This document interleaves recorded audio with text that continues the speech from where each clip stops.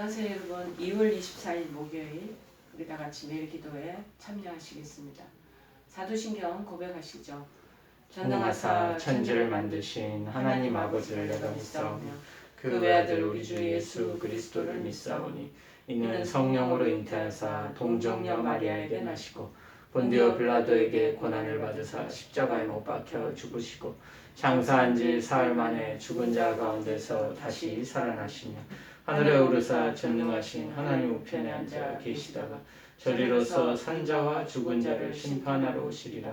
성령을 믿사오며 거룩한 공예와 성도가 서로 교통하는 것과 죄를 사하여 주시는 것과 몸이 다시 사는 것과 영원히 사는 것을 믿사옵나이다. 아멘. 오늘 하나님께서 저희들에게 주시는 말씀은 누가복음 13장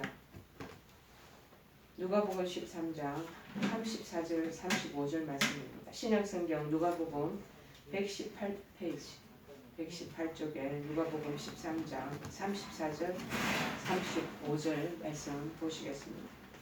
다 찾으신 줄 알고 제가 봉독해 드리겠습니다. 예루살렘아 예루살렘아 선지자들을 죽이고 내게 파송된 자들을 돌로 치는 자야, 암탉이 제 새끼를 날개 아래에 모음같이 내가 너희의 자녀를 모으려 한 일이 몇 번이냐. 그러나 너희가 원하지 아니하였도다. 보라, 너희 집에 황폐하여 버림받으리라. 내가 너희에게 이르노니 너희가 주의 이름으로 오시는 이를 찬송하리로다 할 때까지는 나를 보지 못하리라 하시니라. 아멘. 황폐화된 신앙, 황폐화된 신앙이라는 말씀의 제목입니다. 오늘 34절 본절과 그 다음 절은 유대인들에 대한 멸망에 대한 선언을 지금 얘기하고 있습니다. 마태복음 23장 37절에서 38절에도 똑같이 이 내용이 적혀 있습니다. 그러면서 이제 예루살렘아 예루살렘아 그렇게 예루살렘에 대한 애탄의 표현을 그렇게 쓰고 있습니다. 예루살렘은 그 당시 어찌 보면 이스라엘의 심장부가 되는, 그리고 아주 중심이 되고 그 나라 이스라엘 전체 나라의 정신이나 어떤 태도를 반영하는 그러한 대표적인 도시 예루살렘을 얘기하는 거죠. 그런데 이 거룩한 도시가 이 거룩과 공의를 저버리게 되었고 결국 살인자들이 우글거리게 되는 그러한 발로를 놓게 됩니다. 그래서 이사야서 1장 21절에는 뭐라고 써여 있냐면은 신실하던 성읍이 어찌하여 창기가 되었는고, 이전에는 정의가 거기에 충만하였고 공의가 그 가운데 거하였더니 이제는 살인자들 뿐이니라. 그렇게 이미 예고가 되어 있었습니다. 그런데 예루살렘아 예루살렘아 반복적으로 부르는 그 표현은 그 심정의 어떤 간절한 것을 극대한 표현이 아니겠는가, 그렇게 우리는 볼 수 있습니다. 니네들이 선지자들을 죽이고 그리고 너희가 원치 아니하였다. 그렇게 기록되어 있는 그 내용이 뭐냐, 예루살렘 배신을 하는, 예루살렘의 배신과 주님의 그러나 정말 따뜻한 사랑이 대조를 이루면서 안타까움을 배가로 증가시키고 강조되고 있는 이 문자들을 우리가 기록하는 것을 볼 수가 있습니다. 여기서 예루살렘이 선지자들을 죽였다는 거예요. 그리고 돌로 쳤다라는 이 표현은 유대민족이 유대사의 진리를 거스려서 이제 대적하고 하나님을 배반했음을 상징적으로 표현하고 있습니다. 유대사에서 돌로 쳐 죽이는 형벌이 있었습니다. 그 형은 주로 어떤 사람을 돌로 쳐 죽이냐면요, 사람을 돌로 쳐 죽인다는 굉장히 좀 뭐라고 그럴까요? 아주 비참하고 어찌 보면 천시 여기는 그러한 형벌이 아니겠습니까? 근데 주로 어떤 사람들에게 이 돌로 쳐 죽이는 이 형벌이 있었냐면 신성 모독하는 사람, 그 다음에 우상 숭배하는 사람, 그리고 몰렉에게 자식을 바치는 행위. 옛날에는 그렇게 자식들을 그렇게 이 우상 신에게 바치는 그런 행위가 있었더라고요.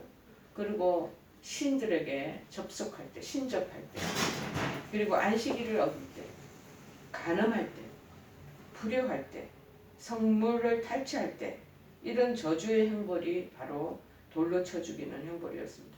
그래서 우리가 누가복음의 18장인가 가난한 여인에 대한 우리가 그 장면을 보면 주변에 사람들이 이 돌로 쳐 죽이는 그 장면이 나오잖아요. 그러니까 예수님이 그 부분에 대해서 너희네들이 죄 없는 자들이 돌로 이 여인을 쳐라, 돌을 던져라. 그렇게 했더니 돌을 치고 죽이려고 하다가 사람들이 다 손을 돌을 놔버리는 그러한 일들을 우리가 성경에서 보고 있지 않습니까? 누가 보면 아나 제가 기억하기는 한 18절 그 18장의 내용이 나옵니다. 그렇듯이 간음하거나 한시기를 어길 때 신접하고 우상 숭배하는 자들에게는 돌로 쳐 죽이도 된다라는 그 명분이 그게 해당되는 것이죠. 그런데 하나님 말씀을 선포하고 가르치는 선지자들을 감히 돌로 쳐서 죽였다는 것은 유대인들이 진리 자체를 거부하는 것을 강력히 나타나는 표식입니다. 또 윤리적으로도 양심에 화인맞은 자들로서 마땅히 진노의 대상이 되었음을 보여주는 것이죠. 즉 가장 거룩해야 할 공동체가 지금은 이제 가장 패역한 무리들이 되어 있었다는 것입니다. 그래서 암탉이 제 새끼를 날개 아래 모은과 같이 이것은 하나님께서 이스라엘 향해서 지극한 당신의 어찌 보면 그 극진한 사랑을 가장 잘 보여주는 비유법이 됩니다. 여러분 암탉이 병아리를 자기 날개 아래로 이렇게 품듯이 그렇게 품어주시는 하나님이 암탉의 그 날개처럼 우리를 이렇게 품어주신다는 것이죠. 자, 그런데 여기서 하나님께서 우리에게 지속적으로 그 사랑을 보여준다는 거예요. 그러나 그렇게 감싸 안으면서 날개 아래서 병아리를 품듯이 어미닭이 그렇게 하는 것처럼 하여도 그러나 너희가 원치 아니하다는 거예요. 예수 그리스도의 복음 전파와 회개의 외침을 이스라엘 백성들이 듣지 아니하는 귀를 막아버리고 여전히 완악하게 행하게 됩니다. 그래서 그리스도를 마침내 배척한 사실을 가리킵니다. 이스라엘 백성들은요 마치 우리가 제동장치가 풀린 폭주하는 열차처럼 멸망의 길로 막 치닫아 가는 그런 맹목적인 의지를 발동하게 됩니다. 제어 장치가 안 되는 거예요. 우리도 자동차를 또 운전을 하다 보면 이 브레이크 제어가 안 되면 그것이 그냥 급속도로 특별히 언덕 같은 위에 오르막에는 밑으로 그냥 질주해서 사람이나 행성들을 치고 막 그 부분에 대한 그 가속이 붙는 것은 이루 말할 수가 없잖아요. 지금 예루살렘이 지금 그렇게 되어버렸다는 것이 가속의 그 제어 장치가 풀린 듯이 유대인들이 그냥 악으로 폐악의 길로 막 흘러 내려가고 있다라는 것을 그렇게 묘사하고 있습니다. 앞으로 그러니까 이스라엘에게 다 심판이 어떻다는 것을 우리 미루어 짐작할 수 있지 않겠습니까? 자업자득이에요. 자업자득으로서 피할 방도가 전혀 없다라는 것을 지금 시사하고 있습니다. 35절에 그래서 보라 너희 집에 황폐하여 버림받으리라. 메시아의 초청도 거부하고 그 다음에 메시아를 박대하고 끝내는 십자가에 못 박아버리는 등 조상들이 채우기 시작한 이 죄의 잔을 마무리하여서 또 마지막으로 다 채운 그런 유대인들에 대한 멸망의 선언을 얘기하고 유대인들의 그 당시에 이스라엘 그 조상들 끊임없이 정말 하나님 거역하고 배신하고 악행을 저지르고 폐역한 세대가 됐잖아요. 그런 시기에 신약이 들어와서 또 예수님을 땅에 보내주셨는데 그 마지막 그 자기네들이 죄의 잔을 마지막 칼칼칼 채우듯이 예수님 십자가의 마지막으로 못 박고 그래서 돌아가시게 하는 그러한 놀라운 그 사건을 지금 얘기하는 거죠. 우리 AD 70년에 있을 예루살렘 멸망을 염두에 두고 하신 말씀입니다. 주의 이름으로 오시는 이를 찬송하리로다. 이 구절은 예수님께서 예루살렘에 입성하실 때 백성들이 환호해서 불렀던 찬송의 내용입니다. 동시에 이 말은 뭐냐? 언젠가 예수님께서 종말에 재림하실 때 모든 백성들이 부를 찬송이기도 하다는 거예요. 주님 어서 오십시오. 이 패역한 세대 예루살렘이 극에 극을 달해서 거룩한 그 성읍이 다 무너지고 진리를 배반하고 하나님으로부터 등 돌리고 했던 그들의 그 마지막 말로가 심판의 멸망에 이르게 되잖아요. 바벨론의 포로로 70여 년간 그래서 거기에 끌려가기도 하고 다시 풀려나기도 했는데 여전히 그 부분에 대한 정말 하나님에 대한 진리의 거역과 배신과 그리고 악행은 거치지가 않는 것이죠. 마침내는 독생자 예수님을 보냈는데도 그리고 십자가를 얼마나 해악무득한 그런 모습을 우리가 볼 수 있습니까? 근데 마침내는 주의 이름으로 오시는 일을 찬송하게 될 일이 온다는 것이죠. 지금 재림을 얘기하지 않겠습니까? 자, 이것은 심판의 선언도 있지만은 하나님께서는 또 회복에 대한 암시라는 면에서 굉장히 중요한 의미가 담겨져 있겠습니다. 나를 보지 못하리라. 예수님께서 지상에서 33년 공생애를 마치시고 돌아가셨잖아. 그리고 3일 만에 부활하셨잖아. 40일 만에 승천하시게 됩니다. 지금 하나님 우편에 앉아 계시다가 재림하실 때까지 우리는 예수님을 시각적으로는 볼 수 없는 그 상태에 이릅니다. 물론 이후에 그들이 예수를 보지 못한 것은 아니지만 그들은 예수의 복수의 아들 예수님을 보았을 뿐 메시아이신 예수님을 볼 수 없었다라는 것입니다. 그리고 그 이유는 고의적으로 예수님을 메시아로 인정하기를 그리스도로 인정하기를 그들이 꺼려하고 그래서 그렇게 된 것이라는 것입니다. 여러분 우리가 처음에 하나님을 정말 경험했을 때 사랑과 은총을 받았을 때는 큰 감격과 감사가 넘쳐 뜨거운 신앙을 다 소유하는 그런 경험들이 가지고 계십니다. 모태신앙들 빼고는 그렇게 하나님의 인도하심을 받게 되죠. 그러나 세월이 흐를수록 어떻습니까? 저도 30몇 년의 지금 세월이 흘렀습니다. 그 믿음이 서서히 나도 모르게 식어지는 것을 발견할 때가 있지 않겠습니까? 그래서 주님은 이런 사람을 향해서 뭐라고 그러냐면 네가 너의 처음 사랑을 버렸다라고 요한계시록 2장 4절에 책망하시게 됩니다. 오늘 본문에서도 주님은 이스라엘이 메시아를 영접하지 않음으로 인해 신앙이 황폐됐다는 것. 우리가 신앙의 이 변질이 일어나는 것은 우리가 스스로가 하나님을 정말 등한히하고 그 부분에 대한 민감성을 둔화시켰기 때문에 세상에 탐닉하고 세상의 방식으로 삶을 살아가다 보면 하나님이 인지가 안 되고 의식이 안 되는 것입니다. 자, 그래서 마찬가지로 그렇게 되면 결국에는 망할 것이라고 지금 경고하고 계시는 거예요. 여러분, 우리는 이 말씀에서 마찬가지 경고에 하나님께서 음성을 들어야 되지 않겠습니까? 그럼 우리가 경계해야 할 황폐해진 그 신앙은 어떤 것인지 오늘 보자는 것이죠. 첫 번째는 황폐하게 되는 신앙은 외식하는 신앙입니다. 외식이란 뭐냐? 속은 그렇지 않으면서 겉만 번드르하게 꾸미는 것을 말하지 않겠습니까? 이것은 그리스도인이라는 우리가 크리스천이라는 성도라는 이름은 내세우면서도 그것에 합당하게 생활하지 않는 사람들을 일컫는 말이기도 하는 것이죠. 예수님 당시에는 흔하게 외식적으로 신앙생활하는 사람들이 많이 있었습니다. 오늘날에도 동일합니다. 그래서 예수님은 그런 사람들을 향해 회칠한 무덤같이 겉으로는 너희들이 아름답게 보이지만 회를 칠했으니 겉으로는 멀리서 보니까 하얗고 거룩하게 보인다는 거죠. 그런데 그 안에는 온갖 더러운 것이 가득하다는 거예요. 마태복음 23장 27절에 이렇게 기록하고 있습니다. 하와 있을진저 외식하는 서기관들과 바리새인들이여 회칠한 무덤 같으니 겉으로는 아름답게 보이나 그 안에는 죽은 사람의 뼈와 모든 더러운 것이 가득하도다고 책망하신 내용을 우리가 바라볼 수 있습니다.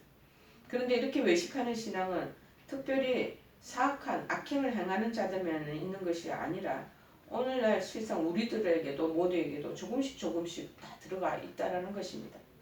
그래서 우리는 역시 속은 그렇지 않으면서도 겉으로는 아주 거룩하고 경건하며 훌륭한 신앙 인격적으로 우리가 가정할 때가 종종 있다라는 사실입니다. 여러분 이제 이 오늘 본문의 주님의 교훈을 생각하시고 이런 그릇된 습성이 있다는 것을 우리가 발견하고 벗어나야 하지 않겠습니까? 외식하는 거룩한 그런 자가 아니라 내면까지도 거룩하고 경건한 자가 되어야 한다는 말이겠습니다. 두 번째는 황폐해질 신앙의 모습은 뭐냐? 나태한 신앙입니다. 팬데믹으로 요새 정말 신앙생활이 전부 다 나태해져 버렸습니다. 성경에서는 게으르고 나태한 사람에 대해서 여러 교훈의 말씀을 전해주고 있습니다. 잠언서에도 말합니다. 좀 더 자자, 좀 더 졸자, 좀 더 눕자 하는 게으른 자는 개미에게로 가서 그 하는 것을 보고 지혜를 얻으라고 잠언 6장 6절에서 10절에 충고하고 있습니다. 또한 신약에 보면 바울사도도 이렇게 언급하고 있습니다. 로마서 12장 11절에 보면은 부지런해서 게으르지 말고 열심을 품고 주를 섬기라 라고 권면하고 있지 않겠습니까? 또 베드로 사도도 베드로서 1장 8절에 이렇게 기록되어 있습니다. 예수 그리스도를 알기 위해서 게으르지 말고 열매 없는 자가 되지 않게 하라. 그렇고 이게 우리를 지금 공부하시면서 자극하고 계십니다. 현재 여러분의 신앙은 어떻습니까? 자기 자신을 한번 살펴보시기를 바랍니다. 신앙이 뜨겁습니까? 주를 사모하는 마음이 강하여 지금 있습니까? 우리 신앙은 살아 움직이는, 뜨겁고 강할 때 살아 움직이고 아주 역동적이 됩니다. 그렇지만요, 게으르고 나태하면요, 그냥 껍질뿐이, 이름뿐이 죽은 신앙인의 모습이 되고 만다라는 것입니다. 이런 사람들에게 능력도 나오지 않습니다. 주를 섬기는 일에 열심을 내지 못하고 자꾸만 쉬고 싶고 교회 가는 것들이 꺼려되고 신앙 공동체에서의 모임에 자꾸 회피되고 핑계가 생기는 것입니까? 지금 여러분의 신앙이 게으르고 나태한 신앙으로 점점 황폐화되어 가고 있는 것을 깨달으시기를 바랍니다. 그리고 여러분 즉시 주님께 회개하고 나태해져 가는 몸을 일으키시기를 바랍니다. 그래서 처음에 열정과 열심을 회복하는 저와 여러분 되기를 바랍니다. 세 번째는 또 황폐화되는 게 뭐냐? 외식하고 게으르고 그 다음에 뭐냐? 이기적인 신앙. 자, 이기적인 마음은 뭡니까? 자기만을 생각하는 것. 그리고 자기만을 위한 욕심스러운 마음을 말하는 것과서로 이 반대적인 말의 단어가 이타적인 것 아니겠습니까? 여러분, 원래 이기적인 마음은 세상의 마음을 얘기해요. 세상적인 마음은 전부 다 이기적인. 자, 그리고 신앙인이 이거 크리스찬이 취할 태도는 아니라는 것입니다. 그러나 어찌된 일인지 요즘 우리 주변에는 이런 이기적인 신앙을 가진 그리스도인들이 많이 있음에 놀라게 됩니다. 예수님은 우리를 위해 자기를 내어주신 그러한 남을 위한 그런 삶의 본을 보여주신 분이 아니시겠습니까? 우리가 그분을 지금 따라가는 제자들이거든요. 자, 그러면 우리도 정말 우리의 스승이 한 것처럼 우리 제자들도 그 본을 보면서 따라가야 되고 또 실현을 해야 되지 않겠습니까? 하나님의 가장 큰 계명이 하나님과 이웃을 향한 사랑이라고 말씀하셨습니다. 자, 이기적인 신앙이야말로 굉장히 변질되고 그리고 퇴색한 신앙이라고 아니할 수 없습니다. 여러분, 이제 진정 내 자신의 유익만을 구하는 것이 아니고 다른 사람을 배려하고 생각하고 이타적인 그 사랑의 마음을 가지는 것, 그거 회복해야 될 것입니다. 그러면 기름진 참 신앙의 모습으로 되돌아갈 수 있다라는 것입니다. 여러분, 우리 신앙이 황폐화되는 것을 늘 경계해야 됩니다. 그러면 결국 멸망에 이르는 것입니다. 지금 예루살렘아 너희들 왜 이렇게 돼버렸니? 옛날엔 거룩하고 성결했던 너희들이 지금은 살인자가 되어가고 이기적인 신앙으로 게을러지고 특별히 너희들이 외식하는 그런 믿음이 되었구나 하고 한탄하시는 우리 주님의 음성을 들으시기를 바랍니다. 여러분, 그것을 알아차려야 됩니다. 그리고 올바른 신앙으로 나아가야 합니다. 그래야 할 때 풍성한 열매를 맺게 되는 저와 여러분이 될 것입니다. 우리 오늘 말씀을 생각하시면서 찬송가 우리 420장 찬양하시겠습니다. 감사합니다. 너 성결케 위해 늘 기도하며 너 주 안에 있어 늘 성경 보고 온 형제들 함께 늘 사귀면서 일하기 전마다 너 기도하라. 너 성결케 위해 내 머리 숙여 저 은밀히 계신 내 주께 빌라. 주 사귀어 살면 주 닮으리니 널 보는 이마다 주 생각하라. 아멘. 우리 다 같이 주기도문으로 기도에 마치겠습니다. 하늘에 계신 우리 아버지여, 이름이 거룩히 여김을 받으시오며 나라의 마옵시며 뜻이 하늘에서 이룬 것 같이 땅에서도 이루어지이다. 오늘날 우리에게 일용할 양식을 주옵시고 우리가 우리에게 죄 지은 자를 사하여 준 것 같이 우리의 죄를 사하여 주옵시고 우리를 시험에 들게 하지 마옵시고 다만 악에서 구하옵소서. 대개 나라와 권세와 영광이 아버지께 영원히 있사옵나이다. 아멘.